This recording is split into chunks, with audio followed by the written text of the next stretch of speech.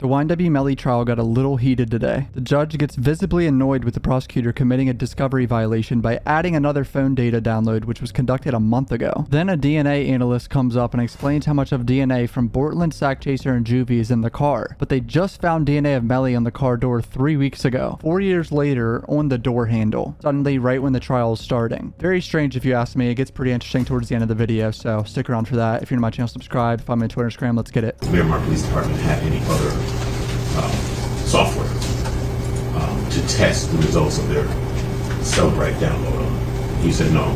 The state advised me that there was another one done on another software in June of this year, which the state did not disclose the closing of the discovery, and the court denied closing discovery nonetheless. So the guy yesterday that did the Celebrite software actually did use a different software too, but he was on the stand saying that he didn't use another one, so that's weird. Maybe someone else did. But wants now to introduce through another witness the fact that another analysis was done in June of this year. And we would object to that admission based upon the discovery violation and the ambush that would ensue. Yeah, why would they add that in the last 3 weeks? And the only reason why it's even coming up is because of counsel's questioning.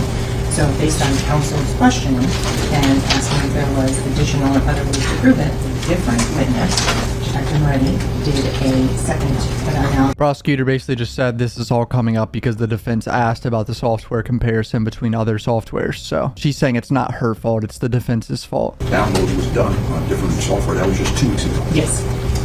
When did you find out about it? I still don't have a copy of it. So this is new information that Detective Zeller doesn't know about. Correct. And Detective Moretti hasn't been told about. Correct. Going and doing further investigation. One, we again keep arguing that that is an ambush that affects the fairness of the trial. Yeah, I don't think that they should be allowed to add this in second download. You're doing this when the trial's already fucking starting, dude. One, we need a discovery cutoff. We need one to be put in place now. How has there not already been a discovery cutoff? I feel like this has been an argument in this trial for like months. There was apparently a cutoff back in April of 2022, but then they kept adding shit then after that. So when are we going to be able to cut off evidence being added? Is that ever going to be a thing? So if this download was done a few weeks ago, that is the material that should be turned over.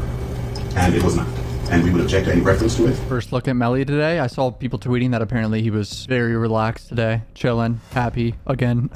Alright boys, if you didn't already know, it's smooth sack summer. I know you want to keep your balls cool while still looking hot with Manscaped. The Performance Package 4.0 is the ultimate grooming bundle for your summer grooming. Comes with the Lawnmower 4.0 trimmer, which I've had for over a year now and it's still going strong. It has a cutting edge ceramic blade that reduces grooming accidents and it has a light on it so you can do it in the shower and see everything. So yeah, also it's waterproof. And now that your little guy down there has a perfect haircut, you can use Manscaped's liquid formulations such as the Crop Preserver Ball Deodorant to stay cool in the heat, which has a soothing aloe vera formula. It's the best in the business for below the waist freshness. Performance Package 4.0 also comes with boxer briefs and a free travel bag. And let me tell you about the boxer briefs, boys. The greatest boxer briefs you'll ever put in your life. Like, they actually feel like you're wearing a cloud. Every time I get sponsored by Manscaped, I've said this for years. Go to manscaped.com right now and get 20% off and free shipping with the code CUFBOYS20. I use it every day of my life. I wouldn't promote anything else that's shitty. So yeah, manscaped.com, CUFBOYS20. Go get it right now. Back to the rest of the video.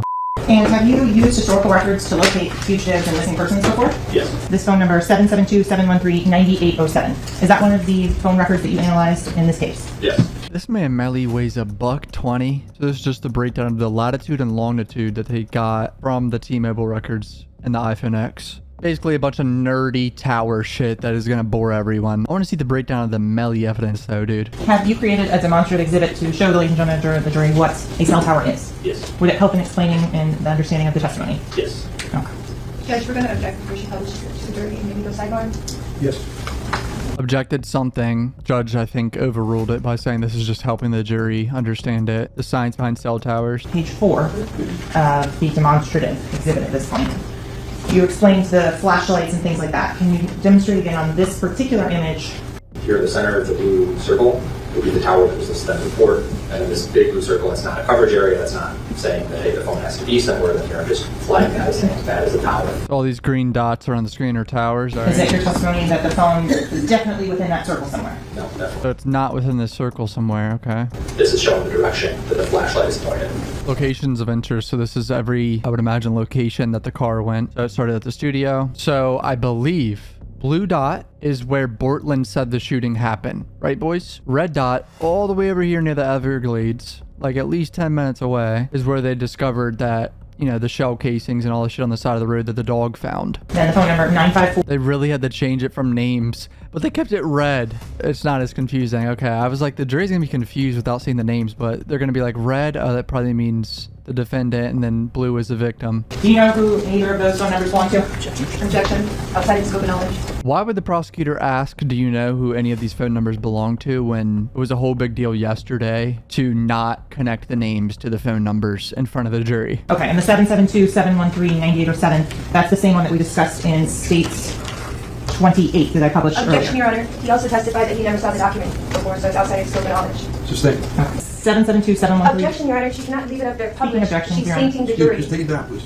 Top that says the analysis of the two phone numbers that conducting analysis for. Yeah, so if there's circles by themselves, basically the phone connected to a tower by itself, because the phones kind of ping around to different towers. So some are going to match up like this right here, red and blue, and some are going to be alone. You're saying you didn't have this report? So we got this report this morning while I was sitting in the courtroom. We don't have a trainer here. So I asked the state to do the professional courtesy and give me a copy of the documents that she'd be using for this testimony. And I'm noticing she gave me a report from a whole other phone. All I'm asking is to give us the actual documents that she's showing the witness. And to say I emailed it to you while we were sitting in the courtroom is a little disingenuous because Now, these lawyers talking to B-Slime and his mom. Can you make copies for those? I have printed, I found all of them. If there's one that she's missing, I'm happy to do so. Pull them up again. I printed them all this morning for her. Counselor suggesting she doesn't have them, so I just want to make sure she has Of them. course, and that's no problem. So they've all been turned over via email. This is all in there, the original copies as well. What a shit show, dude. Defense team saying they're missing something. Prosecutor has an attitude and says that she gave them everything already. And now we're worried about a printer, dude. She says she doesn't have the documents. Just print a copy of all the documents and give them to her. That should have been it. That should have been the whole thing. But the back and forth just kind of shows that the prosecutor is just trying to show the defense attorney is not being completely honest with the court, and it's unnecessary. It doesn't help the case at all. She should have just said, okay, judge, no problem.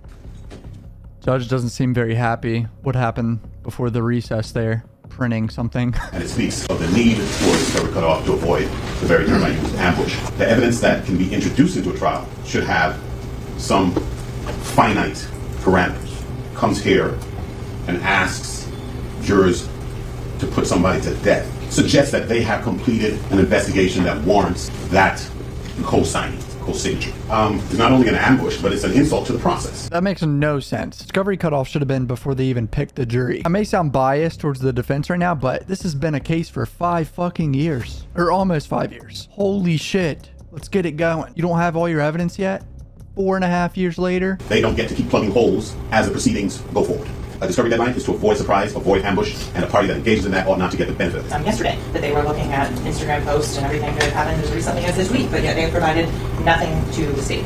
So if there's any deadline of any sort that needs to be imposed on both parties. Prosecutor just said something about the Instagram posts. Maybe it's being posted on Melly's account recently, because that was brought up yesterday. I think that's a discovery violation, and I'm finding it to be a discovery violation. I just think that's not coming in. He just said it's a discovery violation, so he's siding with the defense. Using new discovery that you're coming in, I think a cutoff needs to be happening because this is what's going on. You're going to have this if you find something new. There's a whole, as counsel describes it, then you try to find evidence to plug up the hole. That's new discovery. You had a meeting with the detective in May when we're in hiatus because I'm on vacation. Right? You got a meeting with him in May after we picked a jury, and he runs the program, does a different download with something other than Cellbrite, and therefore you have more information. Don't make the defense aware of it. You hold that to yourself. You go ahead and put on a couple of weeks of trial testimony, and then when it comes up after he, in cross-examination, points something out, you bring it up and say, well, by the way, it seems to me that's not what's supposed to happen. Not supposed to happen. Period. That's a discovery violation. Ooh, judge put his foot down, dude. That was about 60 seconds of him basically saying she fucked up and no more discovery being submitted. Obviously, that should be a thing. So defense counsel is attacking the veracity of the Celebrate program on that.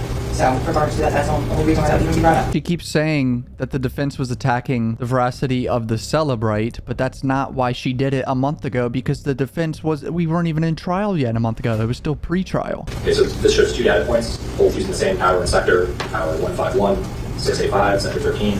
352 is around the time where they say Melly killed them. So he's explaining that it could go up or go down with his data. So realistically, his data is not completely accurate. He's going based off other data that they gave him. This is around the time where they say Melly got out of the car and staged the drive-by at 4:02. This is around the time where Melly got out of the car and left Bortland with the bodies. That's why Melly's phone right here is all the way over here, and now Sack Taylor's phone is over here. So they're separated at this point. And you may have an opinion as to whether or not they separated during this time frame. During this time frame, Yes, 417 to 423. I don't know. To me, I don't think there's enough data here to form. He just said to me, I don't think there's enough data here for that. But during that time period, this tower also saw the phone at 348. During that time period, this tower also saw the phone at 349. 350, this tower saw it. We have multiple towers from all different locations. These people on the jury are going to be confused. You already know. Like, it's good evidence for the prosecution, but this is confusing for, like, the average person. Phone pinged around multiple towers in the area at the same time. Or something for a kid or something. Melly seems to be paying attention to this guy. I saw him taking notes too at one point. Yes, counsel, I'm sorry. I just figured it was easy. Still giggling. The objection is that although those diagrams might accurately present what he testified to, his testimony alone talks about those diagrams are inaccurate. Imprecise, excuse me. Specifically, he stated in his testimony that there is a margin of error and cannot precisely determine the location of the phones when the mapping tends to show a precise location. The maps alone contradict his testimony. The FBI agent did say that it could be inaccurate, and there's this big arch that the phones could be on in that whole area. They're pointing out little holes. That's their job. So I didn't know the objection was overruled. Judge overruled it and basically said that you have your chance to ask him questions when you cross-examine. Our next question comes from Melly Lover. My question is the evidence against YNW... Our next question comes from Melly Lover. Dude, what are kids doing, bro? Why is that your name? So Melly's lawyer's up and cross-examining. So it's an estimated distance, correct? Yes. All right. How did T-Mobile determine? I think you testified earlier that T-Mobile determines the distance by speed times time equals distance, correct? Yes. All right. And how fast does that signal travel? That's the speed line. Right. And you testified earlier that the speed of light is a static number, correct? Yes. And one of the things that I came across when I was looking at the speed of light was that it could actually be a 3 times 10 to the 8 power meters per second, or the actual number is 2.99792458 times 10 to the 8 power. So if you know, is T-Mobile using the higher number of the 3 or using the actual number for the speed of light? I don't know. Just curious, would that estimate, because we talk a lot about sectors and I'll get further into it, is it possible that that estimate would change what sector you're paying off of? It's possible. Tell me about any publication that would tell us about the expected accuracy of the timing advance records. So she's nitpicking every little scientific detail trying to cast out for the jury. And I'm sure the jury is as confused as everyone else. Yeah, from a training experience, not T-Mobile specifically, but I mean, that's for regardless of whether it's T-Mobile or Verizon, Sprint. All right, so is this an estimate that's being made by T-Mobile? The distance? Yeah. The tower? Yeah. Yes. Yeah. So would you say that this is T-Mobile's best estimate and it's actually no more accurate than the call detail records themselves? Well, training experience, generally time advance is accurate. Call detail records are accurate. Or any more or less accurate than the call data?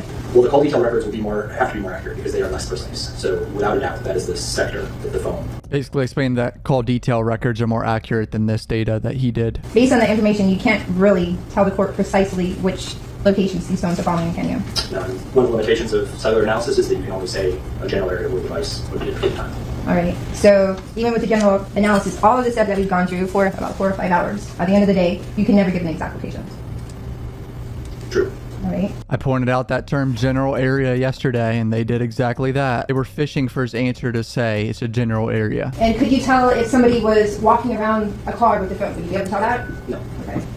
Oh, that's a good question. Because the prosecution says Melly got out of the car, walked around, shot the car up, staged a drive-by. That's a good question. Do you double check that report? In my experience, the records that we get from telecommunications providers are accurate, which is why this works. I know of other cast assets who had cases where there's a red flag or a problem, and then we contacted the engineers and said, hey, there's something that's not making sense. We need to look more into this. He just admitted that in other cases, some of the data doesn't make sense, so they contact engineers. But in this, there was no data that didn't make sense, so he just assumed that it was accurate. He seems to be paying a lot more attention today, probably because it's the phone records, compared to other days when he was doodling. You have 100% trust in T-Mobile and its records, so you just get them and you go off of that, correct? kind of plot the data from T-Mobile and do an analysis. She said you just trust T-Mobile and you analyze the data that you get from T-Mobile. You're fully trusting T-Mobile. I'm relying on the accuracy of the records, yes. All right, so, Look, you see that? He's looking right at the guy every time he answers. and do you not have any of the measurements for the underlying true call data? I don't think so. Is it not true that they could also be over here? Yes. And could 9807 be over here? And 9081 be over here? Yes. I don't think so. Yes. Yes. Or right here? Yes. Common sense says that they were both on the highway, because why would you be in the middle of the Everglades over here? But it's casting doubt. Clear for the jury. What's the difference between the engineering report and the call detail report? So the call detail records what the phone was doing, the phone's calls and texts.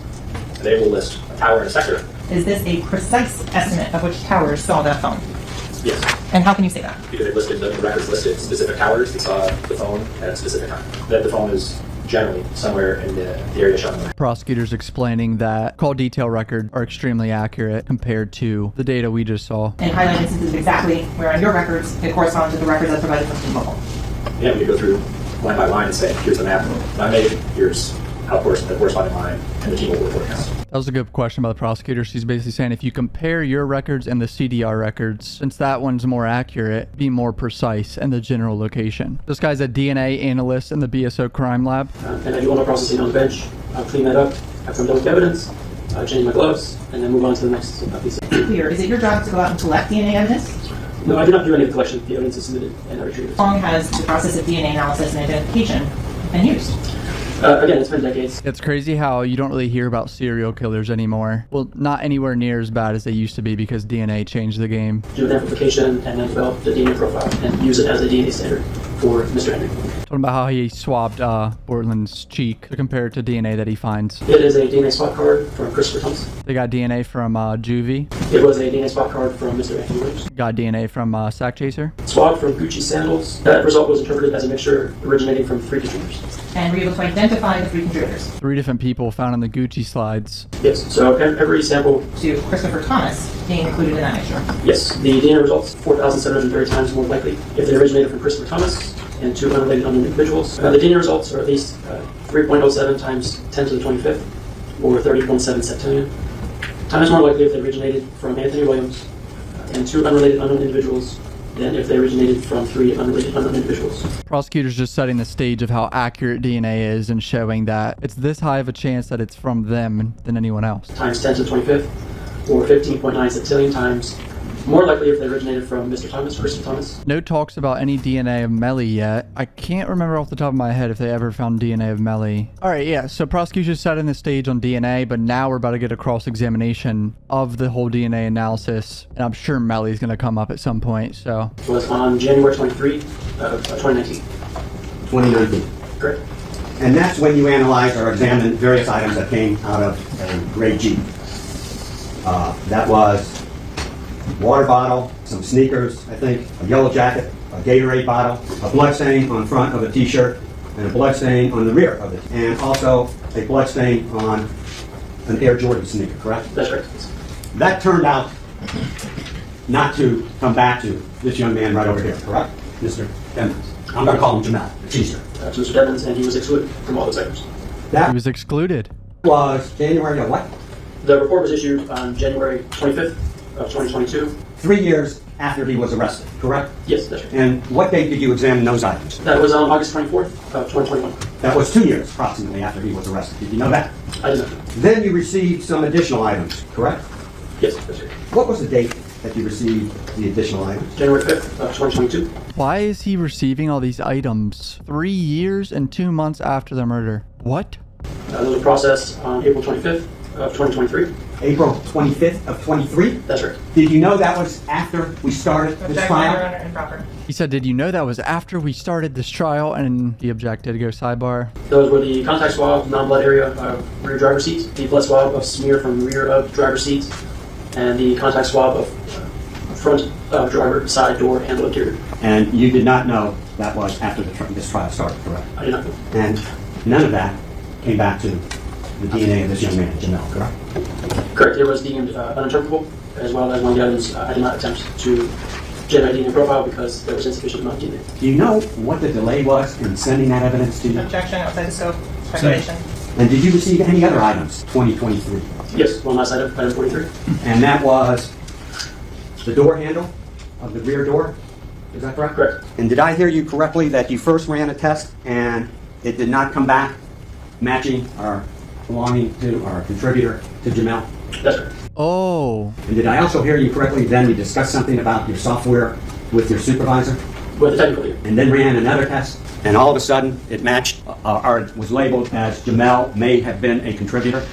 That's correct. What date was that, sir? That was on June 1st, 2023. Approximately 3 weeks ago? That's correct. did he just say they confirmed Melly's DNA was in the car 3 weeks ago? Seems like a little late. Seems like a Hail Mary a little bit. Who submitted that item to you 3 weeks ago? It would have been Miramar. Miramar Police Department? Yes, I can look at my Feel free. submission board. The lead detective did it, Detective Moretti. Could you tell these folks when that DNA was placed on, supposedly, on the door handle?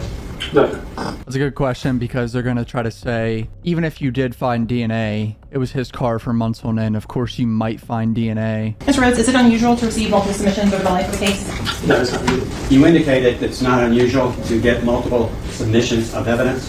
That's correct. Do you know why it took 5 years to submit that exhibit to you to analyze? Objection, Your Honor, speculation. I do not.